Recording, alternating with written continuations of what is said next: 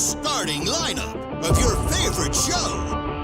At producer, 5'11" from Blanchester, the Cow Killer, Casey McCollister. And comic engineer, standing at 4'8", the pride of the West Side, Elliot Rearing.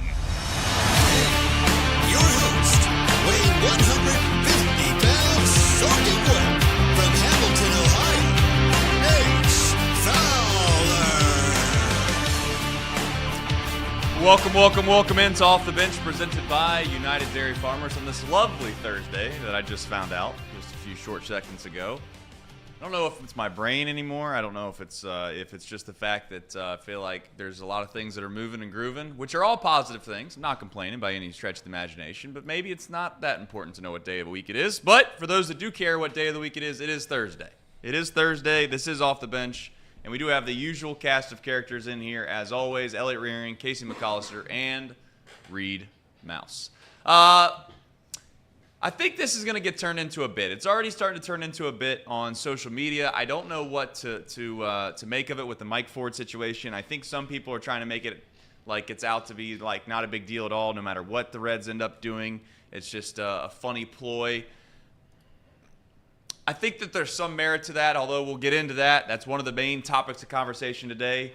The Bengals, they decided that they were going to stay pat, I guess, on their field logo decision. We'll have a discussion around that. Does it matter? Is it important? Some would say it's not. Got super chats already coming in. And we have no money for stadiums in Cincinnati. We'll discuss if that matters and whether or not it'll ultimately end up making an impact on the Cincinnati Bengals franchise. And then we'll end up the show with Deion Sanders, which is taking quite the turn. What a turn. What a turn. What a turn of events for our man Deion Sanders. I mean, talk about a honeymoon stage out in Colorado. He went out there and he had he basically was bringing his son with him. Oh, yeah. Obviously got Travis Hunter, number one player in the country, to come with him. He's getting 5-star recruits left and right. And then now it seems like perhaps this is taking a turn for the worse. Although if you win football games, nobody's going to care what you're doing on social media. Although right now, not the best look per se for Deion Sanders. We'll get into that. But as always, gentlemen, I guess how's your day going? It's considering it's a few hours in. I hope it's going relatively well. Yeah, it was great for me. I only had one traffic stop this morning. Usually there's several, and You today count was them? two. Huh? You count them? Yeah. Once you get past 3 in a day, you start to count them a little bit. Yeah. And that's where I am. But yeah, today was only one. It was a great morning. Absolutely beautiful morning. It feels good outside. This is the best weather. This is the springtime that we were promised. This is it. Nice. Yeah, that's nice. Yeah, I've had a pretty good morning so far. I got a lot of stuff done yesterday after I took care of some things with my family, and then I got the yard done. Finally cut your grass. Finally Let's cut my go, grass. Case. And on top Whoa. of that, I weeded too. Andy Whoa. All in yeah. on it. Yeah, and now I'm getting ready to paint. Is what You you look guys- good today, Casey. I You guess. look good today. Like an angel. I mean, I'll tell you what. Like you an look, angel. You look, Glowing. you He's look glowing. good. I listen, Reed came in today. And he had already apparently had gotten on Casey for what he was wearing a little bit when he was walking in. And, hey, listen, I got to be honest. When he came walking in and Reed was already kind of giving it to him, I had to take a side. I had to figure out which side I was going to go down. I would say that Reed was onto something there. You said you were wearing all white today. Yeah. I mean, Casey- And Casey- my I'm thing, wearing Casey, is that I just don't all think that that's Show the shoes I don't, too. The shoes too. yeah, White everything. I White don't. everything. I just don't. What a ridiculous. white everything. I just don't think that's all white. To be fair, I think that's. I would consider those sweatpants gray. Speaking of sweatpants, by the way, I don't know if you know, but the high today is 90 degrees. Yeah, usually Yeah. I'm the one who gets picked on for wearing stuff that's not appropriate for this temperature, this climate.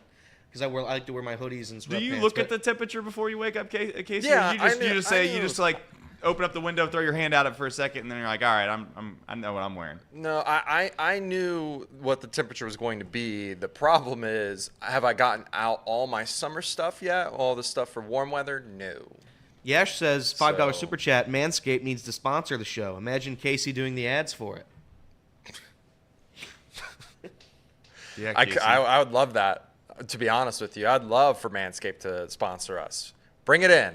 Bring the lawnmower 5.0, whatever it is. That's right. Bring it to, That's right. to Chatterbox. How many times can you make new hair trimmers? Because they just keep coming out. It's like lawnmower 2.0, 3.0. It's still just a hair trimmer. I don't think there's any new technology on the hair trimmer front. No My free morning's ads, though. good, by the way. Yeah. It's nice to see your smiling face, Trace. Yeah, I bet it is. I bet it is. I bet that's exactly what you were thinking on this lovely, what is it? Thursday morning. You got it. I don't even know what You had it in you. half the time. But you know what? That's here nor there. We do have some headlines to get to. Sure. Elliot, I tried my best to stay up and watch some hockey last night. Yeah. But I finally got some sleep. I was just dragging from the old San Diego swing out there with Chatterbox Reds. So it was tough for me to stay up. So will you please inform me of exactly what happened in the world of sports, and most notably what actually ended up happening in that Dallas Stars game at some point? Yeah, so I'll start there. I'll start with the NHL today. The Dallas Stars, they won 3-2, and they take a 3-2 series lead over the Golden Knights. 70% chance of winning, I've been told. That was what the graphic said in the second intermission. Really? That's before. That was right before I fell asleep. Was a good time to live bet them, which I did. They are the first team in the series to win at home. So that's the first home win of the series. The Oilers, on the other side, Trace, they eliminated the Kings. They won 4-3. They take the series 4-1. So that's it for the NHL last night. We'll go back to baseball. If you didn't watch the Reds game yesterday, woof. The Reds lose 6-2. Graham Ashcraft, 6 innings. He gave up 5 hits, and he gave up 2 runs, both of them unearned. Shout out Candelario. The game was lost in the 7th inning when Fernando Cruz came in, gave up a grand slam. I usually sometimes have like a decent feeling when something bad's going to happen with the team. As soon as they had the mound visit after Fernando loaded the bases, I knew without a shadow of a doubt that those bases were going to be cleared in the next batter. And Jake Cronenworth did it, so shout out to Fernando Cruz. First bad outing in a long time. The positive side, if we're going to be positive Reds fans, Stuart Fairchild, he robbed a home run. Now, I sent Casey this video, which I thought was very cool. Manny Machado has done this now 2 times his career in the same exact park, on the same exact pitch, in the same exact location. If you take a look, sorry for those who listen on the radio, but watch this. Same exact everything. And the same exact catch will be made at the same place. Boom. At the same time. Yeah. In the same in the area. same universe. Elliot I thought that was cool. I thought that was did not watch that live because he hates the World Baseball Classic. I don't hate the World Baseball Classic. I was don't an like incredible moment. I don't want my players playing in it. I think that's a fair point. You're seeing what's happening with the injuries this year. God forbid Elly De La Cruz gets hurt at the World Baseball Classic. Ian Jabot can play in it. All right, continuing on. The Spencer Steer, he hit a home run yesterday. He's been kind of cold lately. And Elly De La Cruz, he just stays hot. He hit a double. Musgrove came in as one of the worst pitchers in the majors, but he looked dynamite against this lineup. Reds take on the Orioles tomorrow at 6:10 p.m. That's an earlier start, 6:10. Is that what they do on Fridays usually for the fireworks? I don't know. Around the league, Guardians. They beat the Astros 3-2. Dodgers, they shut out the Diamondbacks 8-0. Walker Buehler is expected to be back on Monday to help out the Dodgers pitching rotation. The Nationals, they shut out the Rangers 1-0. Red Sox beat the Giants 6-2. The Cubs, they beat the Mets on a fake call. It shouldn't have been counted. Baseball is rigged, but they win 1-0. Dumb. Pete Alonso very clearly slid into home plate.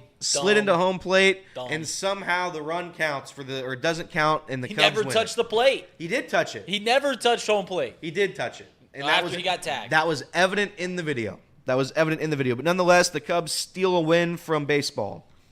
The worst team in baseball, speaking of which, the Miami Marlins, they're no longer the worst team in baseball because they beat the Rockies 4-1. They beat them again. They win the series. The Rockies, Trace, I said this stat yesterday, and I'm going to keep saying it until it's not true. Please. The Rockies have a now ever-growing MLB history record here. Yeah. They will, every day it happens, the record will grow. Okay. They have been trailing in all 30 games this season. Wow. Every game this season, the Colorado Rockies, who have 7 wins on the year, have been trailing. And I'm sure that'll continue for the next month or so, maybe more. Would you like to negate the statement that you had made that you would? No, because that was not the Miami Marlins were at home in that series. Rockies were on the road. Okay. They're the worst team. They're the worst team in base. The statement that you made is that you would prefer not to play 162 games against the Rockies. Yeah, And at Coors Field. Did you still actually believe that? Yeah. Dude, if the Reds played Right, 162 fine. games against the Rockies, they'd win 90 games. It's fine. I love that bit. Well, it's just Keep like doing you it. guys are negating like actual facts. What has happened over the past No, like 10 I'd years. like to play the world's, maybe not the world's worst team, maybe the second worst team in Major League Baseball. You're playing them in that fun park. When the Rockies are leaving the fun park, I don't yeah, the care Reds if we win play 100. them at the Polo Grounds. If the Rockies come to town, Reds are winning 170 games Send us in to 162 Yellowstone games. Park. Let's play there. Who cares? Anyway, the Rockies lose. Shout out to them. They're the worst team in baseball. We'll get to the other worst team in baseball in a second. The Phillies, they beat the Angels 2-1. Braves, they take care of the Mariners 5-2. The Athletics have won 6 of 7. They shut out the Pirates to finish off a sweep. 4-0 they win yesterday. They are now 2.5 games out of first place in the West. How about the Oakland-Sacramento no-name A's? Good for them. Good for them. What about all the West Coast teams just struggling? Yeah, struggling. All of them. Struggling. There's only 3 West Coast teams that have a winning record. The Minnesota Twins, they've won 10 games in a row. Obviously, it's the longest streak since 2008. They win 10-5 against the White Sox. The 10-game winning streak has been courtesy of 7 games by the Chicago White Sox. 7 out of their 10 games in a row have been against the White Sox. 4-game sweep and a 3-game sweep. Yikes. Tigers, they beat the Cardinals 4-1, and the Brewers crushed the Rays 7-1. NBA last night, the Mavericks, they blew out the Clippers by 30 points. It is the largest margin of defeat suffered by the Clippers in the playoffs. Doncic outscored Paul George, James Harden, and Russell Westbrook combined with 35 points. He added 10 assists as well. Mavericks lead that series 3-2. And the Celtics, who again have the easiest path to the NBA Finals I've ever seen in my entire life, they win by 30-plus points again last night. 118-84 is your final.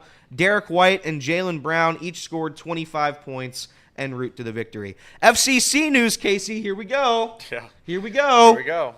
Cincinnati forward Aaron Bupenza is undergoing surgery Thursday on a broken jaw that he suffered in an off-field injury and is estimated to be out for 6 to 8 weeks. So was he fighting somebody? Yeah. What's going on with this broken jaw, Casey? I don't know what he was doing, guys. I have not a single clue. I know he got hurt. This last game was subbed out, I believe. Yeah. It might have had something to do with that a little bit, and then something else caused it to finally break. I don't know, though, to be honest with you. I told you, I sent a text to you I thought was kind of funny, and it has some actual truth to it.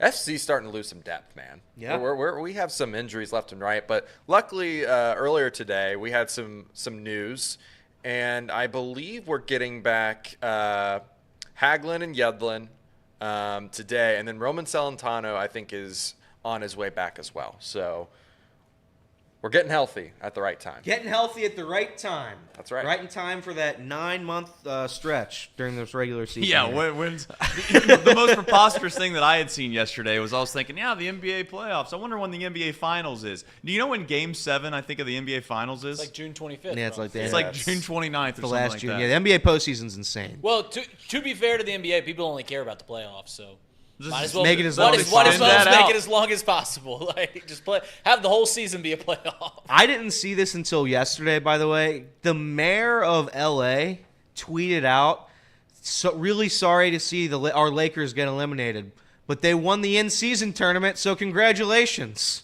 That was a real tweet by the mayor of LA. Congratulations. And I saw that. Banner. That's wild. And the final headline, we're going to talk about it later in the show, but I'll give it a little preview here.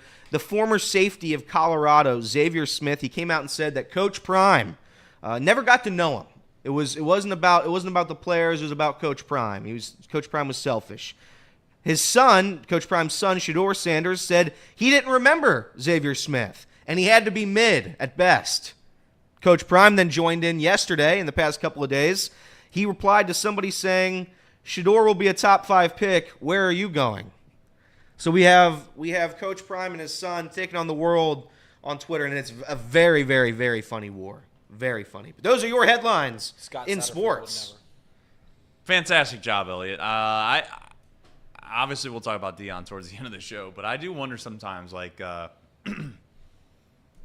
How long do you think? Well, one, does Coach Prime have? Does he have? Can you see if he's like verified or what's the badge called? What's premium? Yeah, X he's got premium. it. I think he's got it. He's got that. So he even had the ability to wait that like full 120 seconds before it. So he actually had to hit send, and then he had to hit send now. Well, you have 15 minutes to edit it too. So but we all know that if you're that popular or that famous, as soon as it's on the internet, it's on there. It's getting screenshotted. So it's not like he could have taken it down and all would have been forgotten. But that's here nor there. All right, when we come back, we're going to talk about the Reds' biggest decision maybe they have had to make all year. There's no injury going to save Nick Krall this time. He's got to make a big decision, and maybe it's not so big. We'll get into all that right after this on 1410 Wing AM.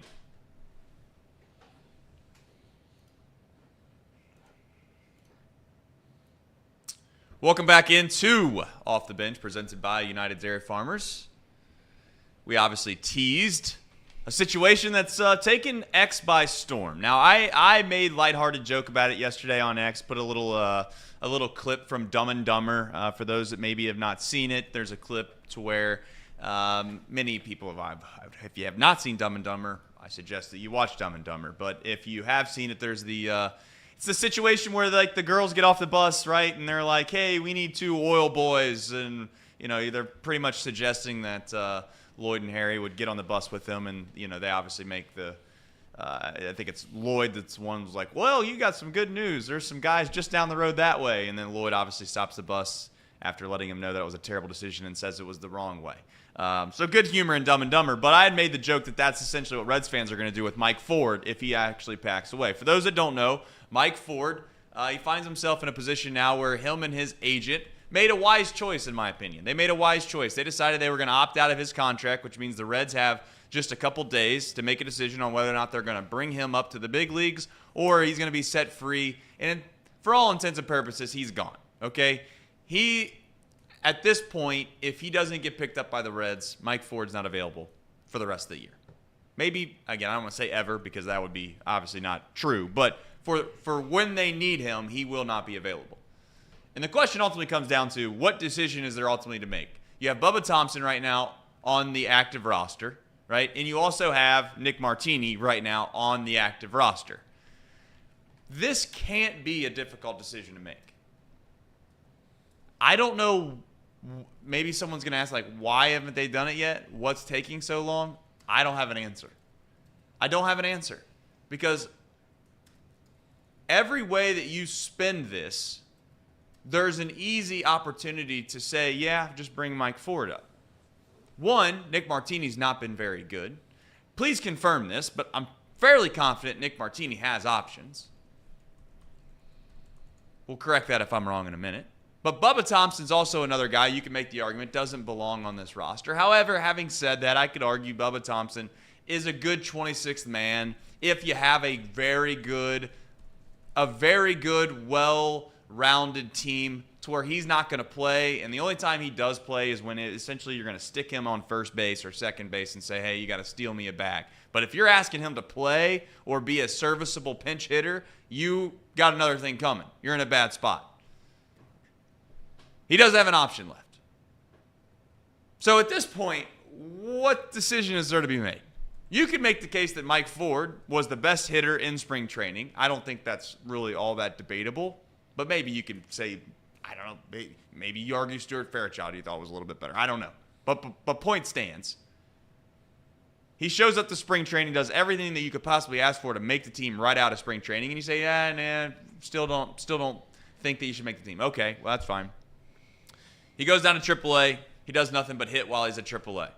You then ask the guys that you're wondering about who you kept with the team, which is Nick Martini, who's been abysmal. And I think that's being nice. I'm not going to sit here and try to crush Nick Martini because most Reds fans, I think, at this point have fond memories of Nick Martini. He's done some good things for this ball club. He's got some big hits, but at the same time, just because you have a couple big hits and some big moments doesn't excuse the fact that you can play a month's worth of baseball at a really, really disgusting level and it continue to be okay. If they decide to let Mike Ford go, I don't want to overreact and say that that it's like unfathomable, but at this point it seems inexcusable. It seems as if that would be you're trying to make a statement more than actually just do the right thing. And will Mike Ford come up here and be Barry Bonds? No. Don't expect that. In fact, he might just be just as bad as Nick Martini. No idea. But I do know this. I'd rather be wrong in bringing Mike Ford up to the big leagues and him struggle, okay, and maybe Nick Martini play incredibly well in AAA, than the vice versa opposite of that, which would be, you know what, we're going to let Mike Ford walk, who's had a positive, I believe, again, he had a positive runs created. Why can I say this? Weighted runs created Thank plus. You. That's why I don't do analytics, because that's not in my wheelhouse. But I will say it's a positive OPS in Seattle last year. You extrapolate the math out over last season, which I know you can't really do this, but let's just say you did do it. He'd hit 30-plus home runs last year in a 162-game season. You add in the idea that he also was a guy in which you thought perhaps coming out of spring training would be there. And what other options do you have anyways? So I'd rather exhaust it and find out on the back end, you know what, he can't hit big league pitching. But he's already shown that he can. So I'm not trying to say somebody please enlighten me on why you wouldn't bring Mike Ford up. Is there even a reasonable doubt as to why you wouldn't? No, and I think, and shout out to Nick Kroll, he's done a very good job with where this Reds franchise has gone over the past couple of years. We get our core. This is the time where the front office needs to make a move here. They need to step in. This is on Nick Kroll. We just played a series, and two guys just weren't available. They weren't on the IL. We just lost them. They weren't there. They weren't ready to play. They were injured. They're gone. So now you're weighing it. How many series are we going to go before we have two capable of guys on our bench? We played an entire series without bench players. And it just because. For no really reason why. I know the reasons, because you don't want to put guys on the IL if they're not going to make it the full 10 days. But this, it literally can't get worse. It can't get worse to have Mike Ford up. Mike Ford's not a great player, but Mike Ford, I believe, can at least get on base. I think he can get on base. And this is what you can do whatever you want with minor league stats. He's hitting .297 with a .381 OBP, slugging .538. He's got 6 home runs. He's got 4 doubles in AAA. Bring him up. It can't get worse. Nick Martini against a lefty, I don't mean to be disrespectful, but it can't happen. He's uncompetitive. Bubba Thompson is occupying a roster spot for no reason. What is Bubba Thompson? What is his purpose? To run real fast? Just to steal a bag in the 8th or 9th inning. So that's what we're doing? Because he can't hit. He can't hit. He's hitting 111. And you might say, oh, that's limited at bats. Yeah, it's limited because he sucks, respectfully. I say that with a lot of love and a lot of respect. But these guys aren't good baseball players, and they're up. If I would have showed you the bottom 5 of this lineup right now, Santiago Espinal, Stuart Fairchild, Nick Martini, Luke Maile, and Bubba Thompson, and these are guys who are getting the most playing time, people would have laughed at you. They're not good. That's a collection of people who aren't good at baseball, and they're being forced. Trace tweeted it out 2 days ago. They are being forced to give significant time to the Cincinnati Reds. I have no problem with Santiago Espinal every 5th day, and he's coming in to play second base or shortstop or wherever. I have no issue. I have no issue with Bubba Thompson if he's well, I have a little bit of an issue with Bubba Thompson, because what is the point of Bubba Thompson? There's literally no point for Bubba Thompson. He's a mediocre defender, and he runs real fast. That's it. That's his trait. He's a worse Billy Hamilton. That's not somebody you want up. Bring up Mike Ford. But I'm going to ask again. I called for it yesterday. We're going to have to sign somebody, because if this roster is going to keep getting hurt and keep getting sick, you need somebody to bolster this lineup. You need somebody, because this isn't working. At some point, you need some help, and that's where Nick Kroll needs to get in the lab and find somebody that can help us. Because we're drowning right now. The Cincinnati Reds are drowning, and it's not at the fault of talent. It's not. It's just because of injuries. We need guys that can play, and if you're going to play series without bench players, you're going to have a hard time winning. That's just a fact. And not only that, You're missing CES. You're missing Stevenson. I still don't even know if Jonathan India is fully healthy. Jake Fraley, is he fully healthy? We don't know. Yeah, can we get some answers on these guys? Like that at some point, like let's stop. And again, I get the idea of trying to make it a mystique and a mysterious thing that, we don't want to act like these guys are unavailable and we're gonna lie and say that they're available, and then that way, the Padres manager knows that Tyler Stevenson and CES aren't available. Well, newsflash, I don't think it's working, because it seems as if we keep saying these guys are available, they're available, they're available, and they're not available. So on the back end, on the behind the scenes, if we know they're not available, then when will they become available? Because we were told 2 nights ago that CES was taking batting practice. He was going to be available the next day, yeah? Yeah. Well, clearly he wasn't, because he had an opportunity to come into a baseball game and help the Cincinnati Reds, and they continue to run out guys like Nick Martini facing left-handed pitching, Will Benson facing left-handed pitching. So they're not available. That's fine. Is Tyler Stevenson available? What happens if Luke Maile goes down? Who's going to catch? So we're sitting here arguing basically the idea of, hey, we don't want to lose these guys, right, for 10 days because we don't think that they're going to be on the IL for 10 days. Well, it's been 5 days. It's been 5 days. So, again, maybe they have the world's best series against the Orioles this weekend, and we'll all applaud Nick Kroll and I don't know how much David Bell really makes these decisions. David Bell doesn't make honest any with you. decisions. He makes no decisions. Well, I'm saying I don't think he's going to be like, yeah, I want to make sure we keep, like, I'd like to think that that's the front office's job, is to make those decisions. Their job is to put the best team in the clubhouse to David Bell's basically at his disposal. And the reality is that right now they did not do that.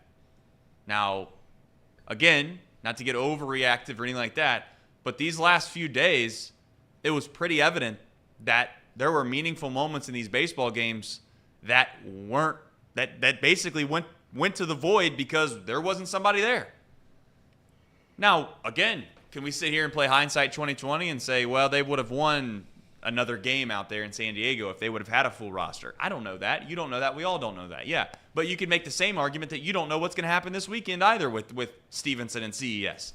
1, they haven't played in 5 days.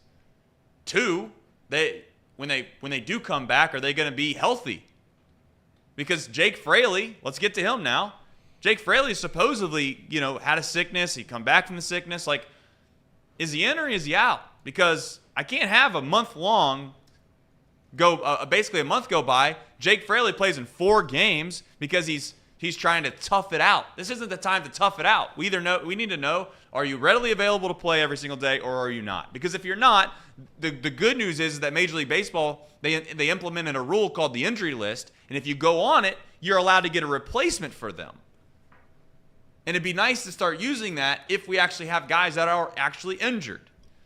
Now, it does seem like the injured list, sometimes we utilize that to our advantage when we want to try to make a roster move that we don't want to use some 40-man slot on. We've done that, what seems like, all the time last year. In fact, it wouldn't surprise me if they're in the lab cooking up some type of thing that allows them to come up with some kind of, I'm not going to say a fairy tale illness, but somebody's going to have to go on the IL. Heaven forbid we get rid of somebody.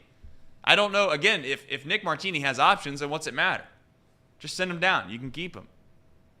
Bubba Thompson, he has a role, but to be fair to you, Elliot, and to be fair to the folks that are asking why in the world is he on this team, his role is only if you have everything else pretty much etched in stone and you feel great about everything else. Like, his role is that he's so far down on the depth chart that if you get to Bubba Thompson having to hit and or maybe he's okay defensively, but let's just say, and again, to be fair, I don't think he is. But let's just say if you get to a point where Bubba Thompson's in the lineup, then something's gone horribly wrong, and he can't be there anymore. It's kind of like the rich owner's pet project. If the business is failing and it's going under, you got to get rid of the pet project. It's gone. You got to get some other people in here that can help support the business. So I'm not trying to kill Bubba Thompson and say he's worthless, because I think he does have some value somewhere else, and he would have value on this team if it wasn't in the manner in which this state of the club is currently at. And they are at the depths of hell, if we're being honest. in regards to what this lineup looks like on a daily basis right now. This is not a good baseball team right now. And I'm not trying to say that this isn't a good team in general when they're healthy. Yes.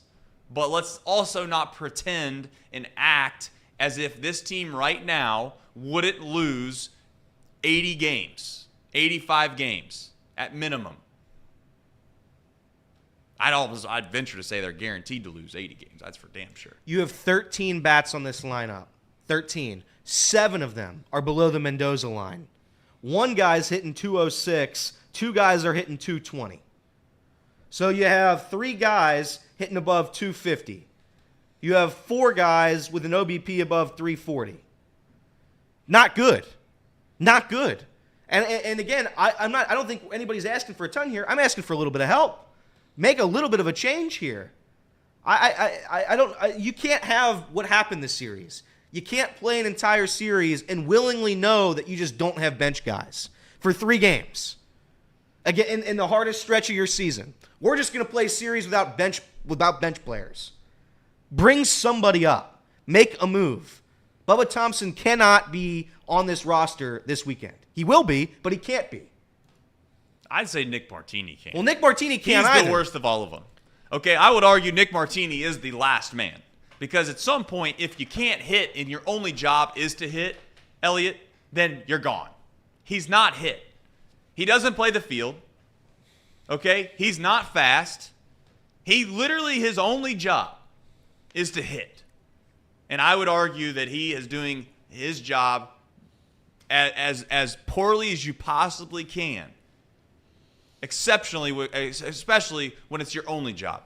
Bubba Thompson, again, I'm not a Bubba Thompson truther. I'm not trying to be fair. If he gets cut tomorrow, I could care less, to be very frank. I'm not sitting here up on my high horse saying Bubba Thompson's the man, you got to keep him. But I will say this about Bubba Thompson. At least I know I'm getting something from the guy. At least I know, well, I guess worst case scenario, we'll stick him at first base and he can steal second base on a pitch out in a 1-run game or a tie game in the 8th and 9th inning.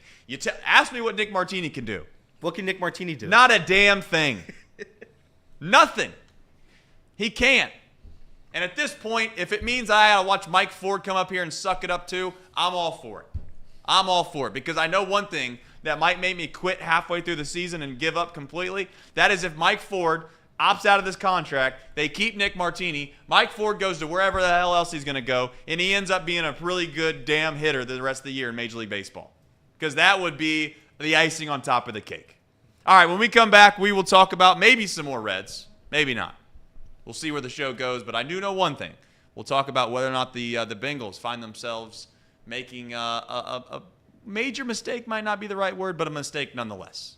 We'll talk about that and more on 1410 Wing AM.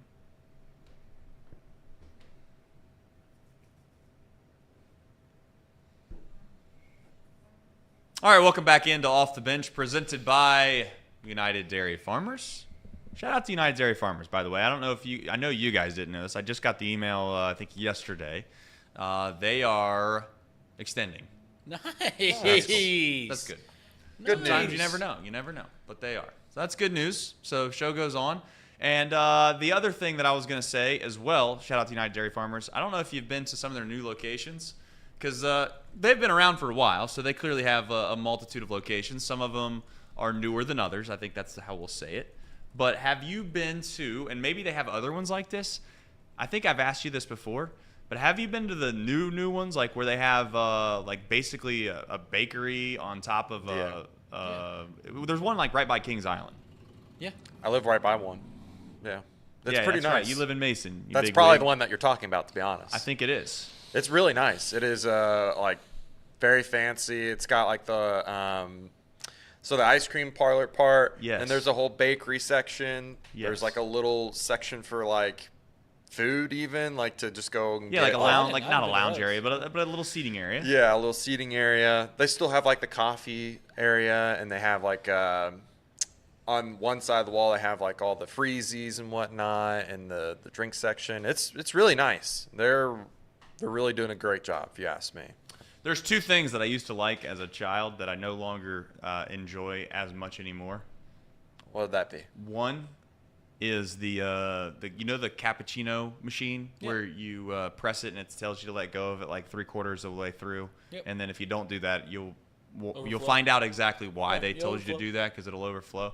I used to love that machine. I got to be honest anymore. It's just way too sweet. I don't know if it's just because I've gotten older. Taste buds have changed. Maybe the machines have changed, which is my favorite thing that the elderly population does. And I am starting to become this, so I'm putting myself in this group, is that they always say something else changes. This isn't how it used to be. When in reality, I think that maybe it's the person that changed a little bit. Taste buds do change, by the way. Yeah, They do. Shout out onions as well. I've grown into liking onions. I used to hate them as a child. So I don't like anything sweet anymore. Like for breakfast, I can't eat waffles or anything like that. Too sweet. Too sweet. you can't eat a waffle? Too sweet. I'm assuming you mean with like syrup. Well, and other and then Well, stuff. yeah. I mean, Well, yeah. I didn't mean it like you can't eat a waffle plain. Right, I knew. Yeah. I was just making sure I didn't come off as like being a jerk of like you can't eat bread. I mean, I clearly knew what he meant. So there's that. Elliot, you got anything to add to this conversation? No, I don't have anything to add to this. That's right, because you're such a very serious sports talk very guy. serious sports talk host. Very serious. And I keep seeing in the chat, if I want to talk about the Reds a little bit more here, if that's all right. Oh, please. I keep seeing in the chat David Bell's at fault for this. Yeah, that doesn't sit well with you. Well, what's David Bell supposed to do here? I have a question about that then. Well, can I finish my thing? Yeah, Can I finish my thing? Yeah. So David Bell is not the general manager. Everybody's aware of that, yeah? So David Bell cannot make personnel decisions. He does not bring anybody to the roster. He does not cut anybody from the roster. He has to work with the roster that he is given. Right now, he has been given a roster with half of the they're all injured. Everybody's sick or injured. The whole team. He just played a series without a bench because Nick Kroll won't give him a guy on the bench. But somehow this is David Bell's fault for having to put Nick Martini against a lefty every single at bat. There's nobody else to play. There's nobody else on the bench. That's it. There's no players. He has no players left. But somehow this is on David Bell? How on earth is it on David Bell? I agree. If the Reds win 30 games this year, fire David Bell into the sun. Fire him. But I have a hard time believing we're going to pick on a manager who has been given nothing. His team is hurt. He has no bench. He can't sub anybody out. There's no bodies left. That's what David Bell's working with. So yeah, every time the Reds lose, it's a David Bell hate fest. David Bell literally can't do anything else. He cannot do it. Yesterday, he put the best reliever in the 7th inning. The Reds' best reliever. He gave up a grand slam. Is that David Bell's fault? At what point do the players just have to play good or be healthy or be available? At what point does the front office get blamed? If you want to blame Nick Kroll, blame him to the sun. He's the one who just had us go through a series without a bench. But David Bell, oh my God. What else is there to do? What else is for him to do? What else? I think RM and maybe some others are thinking that CES, Stevenson, and Fraley were all available. They just weren't available. Like, they lied. Now, whether that you think that that's a major issue or not, I don't know. I personally don't really care whether or not they say if this guy's available or that guy's available to the public. Certainly, you can again, I got a little bit of like a wry smile here when I say you don't want to make sure the other manager doesn't know whether someone's available or not available. Well, if they haven't played in 2 or 3 days, okay, and you come up in the 6th or 7th inning, or let's just say, I don't know, Nick Martini's facing a left-handed pitcher. Will Benson's batting leadoff against a left-handed pitcher. It pretty clearly states that, I don't know, these guys aren't available. So I don't know who's at fault totally. My guess is that's the front office. My guess is that maybe the players are lying and saying that they're going to be ready tomorrow, and then they're not ready, and then they say, oh, I just give me one more day, coach. Give me one more day. I don't know who it is. Maybe it's a tough situation. Maybe it's like it's the Bermuda Triangle of a pop-up to where you really can't blame anybody, but you can all agree that the ball probably should have been caught. I don't know what you're supposed to do if you're David Bell, though, because at some point, my thinking that his frustration from the other night came from the idea, not just because Emilio Pagan didn't get 3 pitches in the strike zone, but I think more or less David Bell looks at this lineup right now and this roster right now, and he probably had a lot of higher aspirations coming into this year, thinking to himself, this is the first season in his mind that he probably has a club that he expects to win with. And he looks at the lineup in San Diego and he writes the lineup out and he asks himself, what in the absolute hell has happened? And then maybe he's asking for some help and they're like, nah, we can't really get you help because the guys we're going to bring up aren't going to be that much different than the guys that are already here, and we don't want to lose out on the actual 3 or 4 days of the actual big leaguers that we currently have here for the minor leaguers we're going to bring up. Maybe that's a good reason as well. Maybe you could argue that the guys they're going to bring up are going to be just as bad, if not worse, so you might as well just keep the big leaguers you got in case they come back a couple of days earlier than their 10-day IL stint. I don't know. But I do know this. If we think that the guys that are currently playing in this lineup right now are big leaguers, then I have a problem. Because some of them are not. And I'm not trying to be disrespectful and say that some of these, but let's face it. We can all look at ourselves in the mirror and say to ourselves, this team is not good right now. They're not good. This lineup is bad. If you stick this same lineup out there for the rest of the year, they're going to lose 90-plus games. They would. The lineup is as inconsistent as you can possibly get. Now, you could make the same case that if you did the same thing that happened to the Reds for 10, 15 other franchises, they'd be in the same boat. Maybe they would. The reality is that Major League Baseball as a whole, there's only so many teams that can even withstand a certain amount of injuries, right? Go look at the payroll. Not hard to figure out why you're not getting a lot of help, because some teams can go out and purchase depth. Some can't. Now, whether you want to argue the Castellinis can or can't, that'd be my guess. I'm not going down that rabbit hole today, but I will say this. At this point, the Reds are trying to win baseball games with a hand stuck behind their back, and they need both hands because they're not good enough sometimes even with two hands. Well, here's where I'll disagree with you. I would argue they did not try to win that series in San Diego. If you know what is going on with your team and you don't have a bench, you are not trying to win that series. You're not giving your chance to win. Is that fair? Am I allowed to sit here and say that after that series, after what I just watched, all 3 games, that the front office knew that we did not have a healthy team and they did not address the situation? That gives us not a good chance to win that series. Is that correct? I'm not disagreeing they couldn't have gotten them help. I'm not disagreeing with that. I'm just saying that's not trying to win. That's my point. That's willingly not trying to win. I think, yes, I know.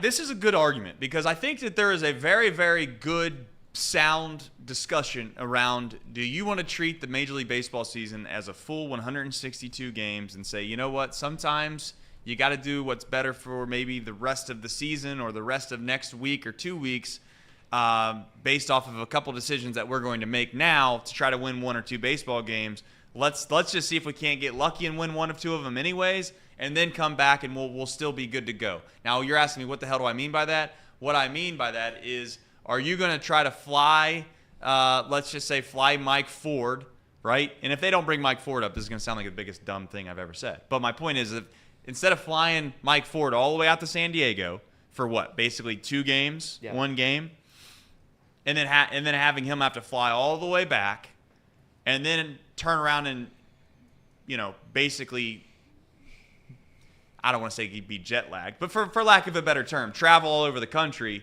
for 2 games, or would you rather him just start fresh with a day off with the club on Friday and you just move on with it and you're ready to go? You can make the case that maybe they thought through that and they thought, you know what, it's not worth it to send him all the way out there for just 1 or 2 days. We'll bear through it, we'll get through it, and we'll move on. It's 162 games, but I would also argue your point is valid because at the end of the season, we inevitably know, and it's going to happen for decent teams, the difference between making the postseason and not making the postseason for this club is going to be 1 or 2 games at best. And maybe I'm being overly pessimistic. I don't see the Reds being in a spot at the end of this year where they got a 5-game cushion and they're going to find themselves in the postseason easily. That's just not going to happen, especially with what's happened so far this year. And I get what you said is correct. I think there is something to it. Flying a guy all the way out for a game, flying him back, and then he's all discombobulated. He had to get in the plane and everything. I think there is that. I do think there is a point where if you're trying to win games, you fly whoever you need to fly out there, and he does his job. He's a professional athlete. Now, if they don't address this situation for this weekend, and I would say there's a 50-50 shot that there's just nothing is done today, or tomorrow, then I'm going to have some serious questions regarding Nick Krall in the front office. Some serious questions. Because we have guys that are healthy but aren't healthy. Is Jake Fraley healthy? Is Jonathan India fully healthy? Are these guys fully healthy? We don't know. None of us know. And the Reds PR, God bless them, they've done a horrible job over the past several years. Horrible. And they've let Nick Krall say some dumb things. They've let Phil Castellini say some dumb things. Maybe they're lying to us about the injuries. I don't know. I'm not going to say they're lying. Somebody's lying. But at the end of the day, what's going to happen if they don't address this for this weekend? And if we don't have Stevenson, if we don't have CES, if Fraley's sick or hurt, or maybe he's healthy or he's fighting through it, and we just have no bench again, what's the plan there? The plan is the one there isn't one. Because you're not trying to. If that happens, they're not trying to win. Correct? They've given up. I don't know what they're doing if that happens. Because it's indefensible. It's malpractice. Somebody said it in the chat. I forget who it was. I wish I could call him out right now. It's organizational malpractice. It is. If you allow this team to continue battered and bruised with nobody to help them against the Orioles, who are a damn good baseball team at home, it's organizational malpractice. I have serious concerns. Again, this is pessimist Elliott. This is negative fan Elliott. I believe everything's going to be good. I believe the Reds will be in the postseason. I'll say it. But as of right now, you have 7 bona fide minor leaguers that play regularly for the Reds. 7 minor leaguers. It's not good. This is a serious situation. And unfortunately, until the front office makes a move, I have to sit here and question them. I hope they bring up Mike Ford. And is Mike Ford the end-all, be-all? No. But it literally can't get any worse. Yeah. It's impossible to get worse. Even if he stood up there, legitimately didn't bring a bat to the plate, it could not get worse than what it is right now. It could not get worse. If he stood there and said, I'm going to try to get hit by a pitch every at-bat, it could not get worse. Respectfully. Could you imagine Mike Ford walking up to the plate without a bat and just doing the Shakira up there entire time? Oh, I'd love it. And is Mike Ford the only option? I guess. I mean, you have Capel as well down there. But again, I don't know how many of those guys are actually big leaguers. It's not like they're rising prospects that are on the precipice of making a big league, the start of their big league career. Brandon Belt is unsigned. Derby says the Reds have a winning record. The way Elliott talks, it sounds like they should have a losing record. I promise you, if you continue to run out Nick Martini, Bubba Thompson, Santiago Espinal, Stuart Fairchild every single day, I promise you with my whole heart, the Reds will be 30 games under 500. If that's the lineup we're going to run throughout the entire rest of this season, this lineup will be 35 games under 500. 100%. I promise you. That's a fact. They're not good. The bottom half of this lineup is terrible, abysmal. Correct. We talked about the Pirates lineup not hitting. The bottom half of this lineup's trash, respectfully. I love them, respectfully. It needs to be addressed this weekend, and I hope so, as we go to break. And to be clear, Eric says this Fairchild slander will not be tolerated. I am the guy that says Fairchild should not be slandered at all. I will say, though, openly, as a Stuart Fairchild defender and as a Stuart Fairchild fan, he is not to be playing every day. And some people are going to say, well, how could you be a big league ball player and then not say that you can play every day? Are you really a big league ball player? Well, that's not the way this team was designed. But this team has certain players on this team that are specifically meant to be platoon players. Will Benson, you can hate me for saying it, probably going to be a platoon player. And that's okay, because if you're a left-handed hitting guy, guess what? There's a lot of guys in the league that throw right-handed, so you get to play more times than not. Stuart Fairchild, for his lack of ability of playing time, right? He gets to hit intermittently, plays good defense, can run, and he hits left-handed pitching really, really well. You know what? Hate me for saying it. I like that. I'm fine with that. He's got enough traits in his arsenal that says, you know what, he belongs on the roster. He's just not an everyday player, and that's fine. Not everyone's going to be Elly De La Cruz. Correct. Not everyone's going to be Spencer Steer. Not everyone's going to be, hopefully at some point, you'd like to think CES. So it's okay to have some of those guys on the roster. The problem lies is that when you have injuries or you have a plethora of injuries, maybe it's just par for the course and you just chalk it up and you say it's not our day. If you have this many injuries, you're going to be hosed anyway. You can't survive it. It's kind of like driving down the road. You're going to go see I don't know, some show, right? You're going to a concert. Let's say you blow out your right tire on the way, and then you get halfway down the road, you blow out your left tire, and then you blow out your front right tire, and then you blow out your back right tire. Like at some point, maybe on the way to the concert, you do realize it just wasn't meant to be. And maybe that's where the Reds are at right now. You're looking at everything that's going on, and you're like, you know what? If this is how it's going to be all year, maybe it just wasn't meant to be. And I'll buy that a little bit. But considering they're above 500, right? And considering that it's May 2nd, I think it's also fair to say, you know what? We're not just gonna pack it in and let guys sit. Basically, what should be on the IL, we're not gonna let them sit on the bench for 3, 4, 5 days now. It's been 5 days, everybody. 5 days. You can go on a 10-day IL, you know. Now, I also know someone's going to be like, well, you can retroactively make it to where back to the... That's fine, too. But what about all the days in which we're going to play with basically nobody on this roster that is capable of hitting whatever handedness pitch that's coming out? Because if it's Stuart Fairchild and there's a right-hander up there, again, with all due respect, that's not what he's meant there to be. If a left-hander's facing Will Benson in the 7th inning, 8th inning, I would like to think that we have somebody on the bench that can help out. Is that too much to ask? Maybe it is. Maybe it is. And if that's too much to ask, then I guess we're doing it all wrong. Maybe every game doesn't matter. And maybe we shouldn't treat it like that. Maybe we should just all take a nap. We'll wake up after the All-Star break. We'll see where the hell this team is, because I'm with Elliot. I'll tell you this right now. If this same roster runs right out there until the All-Star break, you can go ahead and sleep all the way until the Bengals season, because it will be worthless. All right, speaking of the Bengals, we're going to talk about them right after this on 1410 Wing AM.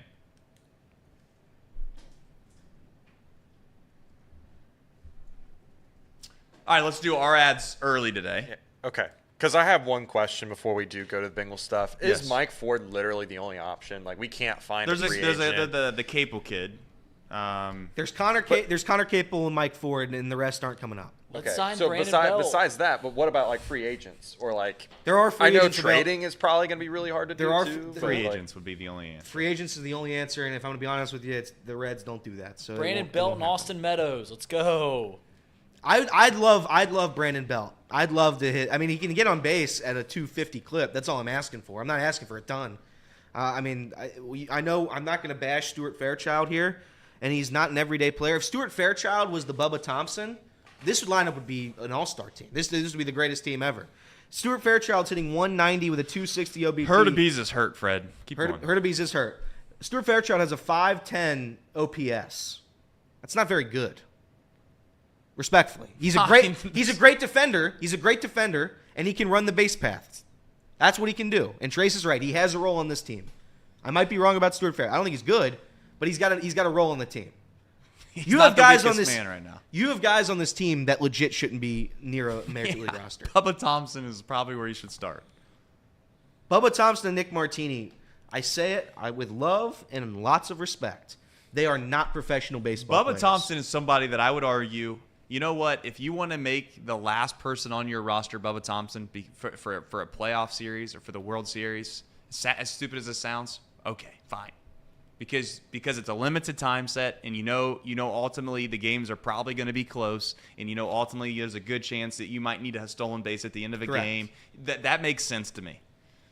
But let's just play willy-nilly out here for the last month with Bubba Thompson, and how many times has he came into the game to where he's even had a chance to steal second base towards the end of the game? I can count. I think it's been 2 times in my brain. Maybe it's been more. And one time, he was safe successfully, yes, but he ultimately didn't end up scoring. Which I guess, again, to be clear, you can't blame him for that, but it was irrelevant is what I'm getting after. So this isn't really negative. I'm not negative. I'm just saying like this is the reality of the situation with the Reds. It's kind of like for lack of a better term, it's kind of like watching a car accident about to happen, and right now there's not an accident, but you're kind of hoping that somehow, some way, that some flag's going to get waved or something's going to happen to where you can kind of notify someone that there's a train wreck coming. And I know that if we're capable of seeing it, then Nick Kral's capable of seeing it. And I hope to God that he's finding a solution as we speak. I hope so. Because he has one day to figure it out, to be fair. He does. They don't play till tomorrow night. Trace, I want to make something very clear. If they don't add anybody to the roster by this weekend, and we're playing another series without a bench, and it's Bubba Thompson versus the world, I will legitimately protest outside of Great American again. I will do it again. Again. I will do it. I will Again? do it for the second time, and I will Again? say, somebody get this team some help. I will do it. I don't want to do it. I don't want to spend my time doing it. I don't want to go out to Lowe's and get a piece of cardboard and write on it. I don't want to do it. But I want to make something very clear. If they do not do that, I will have to go do it. And that's a fact. I wish they wouldn't make me do it. That's all I ask. Please don't make me do it. I ask for a little bit of help. A little bit. How much does, I mean, hell. I'll pay for this. I'll pay for the sign. I'll how- pay for the sign if you wear it in Like 95. Will minutes. Myers, is he still like? It literally can't get worse. It can't. It's impossible to get worse than it is right now for the bottom half of this lineup. We just need bodies. Somebody that can pick up a bat. Bubba Thompson can't. He has 18 at bats and he has 2 hits. He literally can't pick up a baseball bat. They won't let him. That's it. Sorry. I don't know if you were going to name drop Will Myers as an option. I do think he is available, but that's not much better. I was being a little bit sarcastic when I said it, but if but- honestly, Will Myers, Bubba Thompson, I'm going Will Myers. If you gave me any free agent name right now, and you compared Austin him, Meadows. Bubba Thompson, Austin Meadows, Bubba Thompson. You want to really break the world? Yeah. I know this sounds really bad coming out of my mouth. This is how you know this is how you know you're at the depths of hell. I mean, Joey Votto. is Kevin Newman available? I think Kevin Newman is signed by somebody. Oh, of course he is. Kevin Newman. Plays on the Twins. He got right? DFA'd by the Diamondbacks. Diamondbacks. DBA. He's a minor league guy though, right? Yeah. Maybe we can call up his agent. Tell him to opt out. Doesn't he fart a lot? He does fart a lot. He was on the IL for gastritis. Is Kevin Newman actually on the active roster for the Diamondbacks right now? I don't know. They DFA'd him, I know, and then maybe they brought him back. I don't know. Yeah, I don't know. Well, let's get into the ads so we can get back to the radio. Encore Technologies provides IT solutions For a data for a center data-centered world with a suite of services from mobile computing to desktop to data center, supporting both centralized and work-from-home computing modules Computing to modules. improve efficiency and PRODC. No, I got it wrong. Productivity.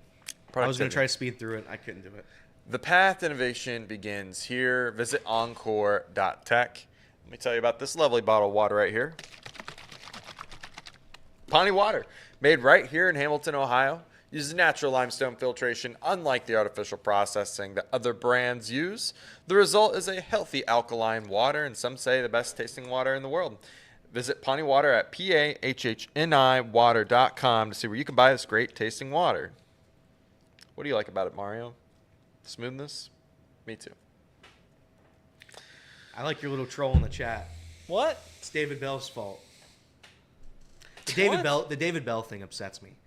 It doesn't show. What's Bruce Bochy gonna do with Nick Martini and Bubba Thompson without a bench? What's he gonna do? Yeah. I mean, Then why do they have David Bell? I agree. If I'm gonna be honest with you. Just have a phone down in the dugout. When an important part of the time comes up, it just rings. Someone answers and just goes. Every right, we'll do decision that's made outside of the lineup, which I'd argue is also already predetermined, is made by not the manager. It's made by somebody above him. That is 100% true. So why does it matter if David Bell's there or not? Vibes. He's the vibes He's guy. a good vibes guy. He just goes out there and gets thrown out every 3 days. Correct. He fights for the guys. Correct. He's a fighter. He fights for us. No matter what. No matter what garbage Nick Krall gives us, David Bell's going to be down there in the trenches with our guys. Garbage. What? Whatever garbage Nick Krall. We don't have did. bodies, dude. We literally don't have bodies. The Reds don't have a When team. did Nick Krall take over as the head of the roster, the GM, whatever his official role is, president? When did Nick Krall do it? Yeah, when did he take over? 2018? Yeah. How many losing seasons has he had since he's taken over? Like one? How many losing seasons has Nick Krall had since Have the Reds 2018? had Winning since Nick seasons, Krall you took mean? over? Winning seasons or losing? Losing seasons. I think they've had one since Nick Krall has taken over. They lost in 2018. They lost 2018 was his first year, so 2019 they had a winning record, right? No. They were 80 and 82. I don't think they had a winning record.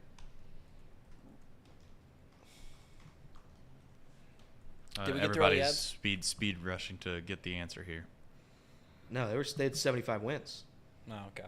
Okay. That was the. And 2020 doesn't count. Wasn't 2019 the year that they were trying? Why doesn't 2020 count? All right. Regardless. Yeah. Sorry. And then 2021 was a loser too. 2021 they were 83 and 79. It's a winning record. 2021? Yeah. Yeah, you're right. 3 of the last 4 years have been winning seasons. They have a winning record right now. Maybe Nick Kral's not bad at his job. Maybe. Maybe David Bellows. David Bell's at fault. I agree. David Bell has just been winning seasons. I know. That's the point. What's the point? I missed the discussion. I'm just trying to prod. I hope the Reds get Bruce Bochy. I hope they do. That'll solve all So our you were problems. trying to say that you think David Bell's decisions already made for him? Is that what you were saying when I walked in? Correct. And because of that, So he's saying David Bell should keep his job because he makes no decisions. I'm So not you saying he actually should keep his think job. I'm saying why bother blaming him? The decisions aren't his to make. What decisions are you talking about? The guys that he has available to him are predetermined. He Well, can yeah, set I, mean, the, I don't think he builds the roster now. No, that's what I'm saying. I know he doesn't. He sets the lineups, but Yeah. I'd argue those lineups are made by somebody else. No, that's where you lose me. Okay. I mean, I was on your side until you said that someone else is making the lineups for him. They're based A on lot of teams do that. Well, I'm saying I think that that there's no doubt that there's some semblance of analytics involved. Yeah. Correct. That's not his decision. So That's his, analytics. So his decision. decisions are solely just based off of who to bring out of the bullpen. Analytics. Yeah, every decision he makes is analytics, and that's okay. That's okay. I'm not mad at David Bell for that. I don't think that's the case. So how would he know in the game to who to bring in? They just they just get a call down a banana phone down there. They and call just down. wait. They call just wait. down. They call down and say, Come "Hey, on, you're man. putting in this They guy at call this down. point." And then David Bell's just the poster child for the deep state. Everett says Fauci makes the lineups. Is that why we're all sick? Before we get back to the radio, I've been putting this in the chat, and I just want to. There's rumors swirling around X.com that the Steelers are looking at making Justin Fields their kick returner. That's so funny. That is so funny. All right, A fidget spinner, huh? He's an unbelievable athlete. He's an unbelievable athlete. He'd ultimate be one of the utility better. guy. He'd be one of the. That is He'd be so one of the funny. better flex backs He might in the league. punt too. Yeah. Who knows? Is that real, or are you making that up? No, Jay Warren, running back for the Pittsburgh Steelers, says the special teams coordinator is trying to make Justin Fields a kick returner. That's funny. Can we agree? It's kind of funny. There was one organization saying that they shouldn't draft Caleb Williams and keep that guy, and then the other organization gets him in, and it's like, yeah, he's KR1. They're gonna do some wild stuff where they're Will gonna he have be their him- kick returner? Probably not. It's probably just go. That same organization did think Kenny Pickett was going to be a franchise quarterback, though, too. So They're gonna have him returning kicks. He's gonna run up field, and then he's gonna turn around and throw it across the field Yeah. to the guy on the opposite side and return it for a touchdown. That's their plan. There you go. A lot Big of brain things, thinking. a lot of Bad big idea. things coming Forward to the NFL. thinking. A lot of big things coming to the NFL. all right, before we start, we have 3 more. We have 3 more segments, and I'm going to make them a little bit shorter because we went over the past 2 segments. Sounds good to me. All right, I'm ready. You ready? You are good in 5.